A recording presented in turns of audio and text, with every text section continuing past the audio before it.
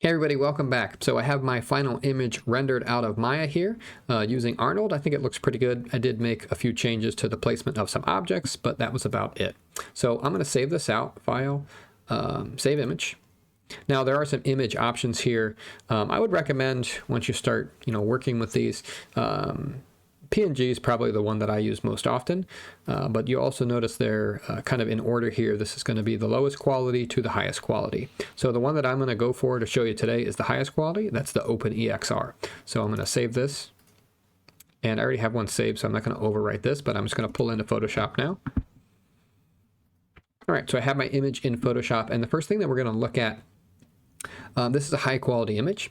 So you can see it has a RGB 32-bit image here. So if I go to image mode, and you can see I can change. So, some of the default old school 8-bit, most of us are probably familiar working in 16-bit, and then there's 32. Well, we're going to actually go back down. Basically, what this OpenEXR is, once we hit this, I'm actually going to hit merge. So it's going to merge this. Just want to show you some features here.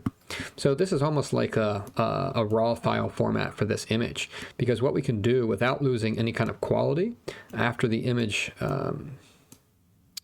has been rendered out, we can actually go in and change some of these settings, specifically on this one, exposure. So we can change this exposure setting. It does have some other settings that you could play with if you wanted, but exposure is probably the big one there. It does have some tonal curve in here as well.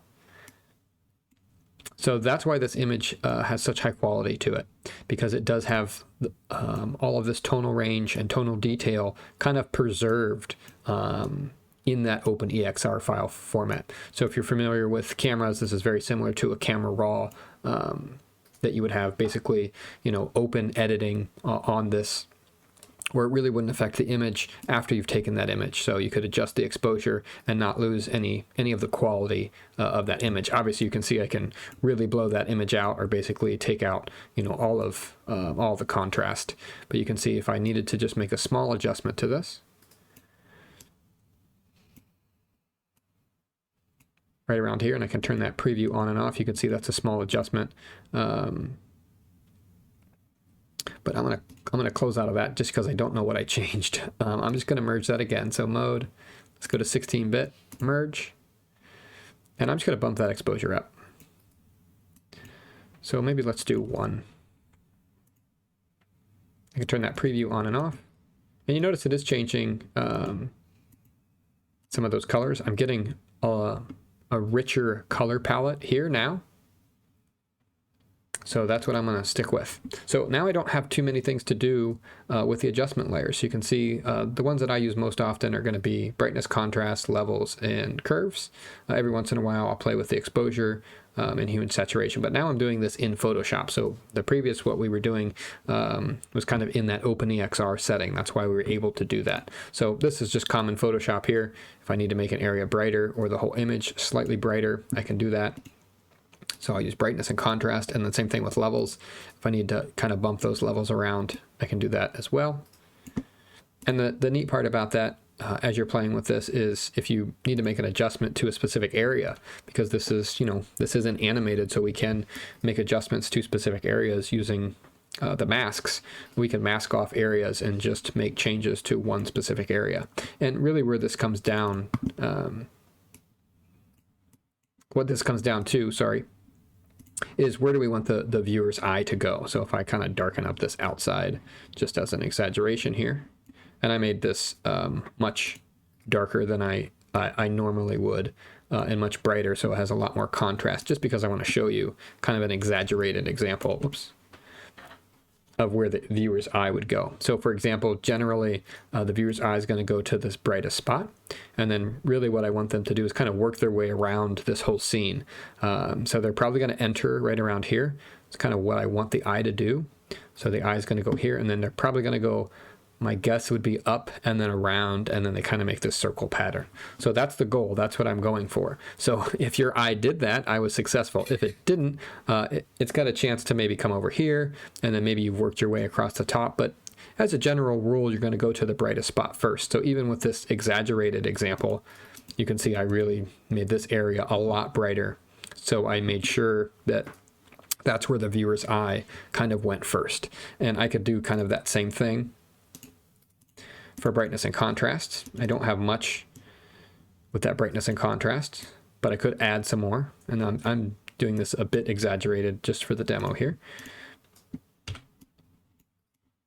Whoops, there we go. Let's just darken up this outer area. So we're darkening this up. So let's just do a little before and after. So that's before, this is after. So you're definitely, hopefully, going kind of to this middle area to find out what's going on in this scene. So I'm going to go ahead and undo that. I don't want that. Actually, I'm just going to delete that layer mask. And then I can always add that layer mask back on. So if I need to add that layer mask, I can just click on that. Or I can just click the icon down here at the bottom, maybe. And it just adds that layer mask back for me. So I'm just going to play with that brightness and contrast just a little bit, just to get my final image. And I always like to look at it before and after. So it was just a little bit too dark there. I just brightened those values up a little bit. I could have brought that in a little bit brighter when I merged that, but this is just some things that I did just kind of as an end result there. And I even could play with some hue and saturation, for example. So if I wanted to, let's just do something kind of ridiculous here. If I wanted to play with this light in this main window and really kind of make that illuminate maybe a little bit more, especially on the street down there, I could really change kind of how that light interacts, you know, with that scene. And I could pop this into a couple other areas too if I wanted a little bit more spill out of these areas. It's almost a little bit green now. So I could tone down that green. It's still kind of a green yellow there. But I think it kind of works. I don't know that I would leave that. I actually think it's okay here. I just don't really like it back here. And if I wanted to, you know, really go in and edit this image heavily, I could just make a new layer, grab the color value from this, and just do a soft brush over this. I mean, that's really going to give me the same result. So if I needed to add a little bit more highlight to that, and I could just take this down. Even on some of these.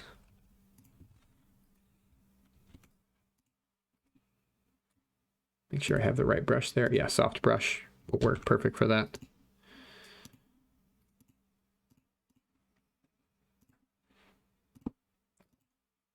So on a still image, this is okay. We can do this, no problem. And I think that looks great. Maybe even a lamppost on this might look okay. So now this is my final image. Let's do a quick before and after. So that was before.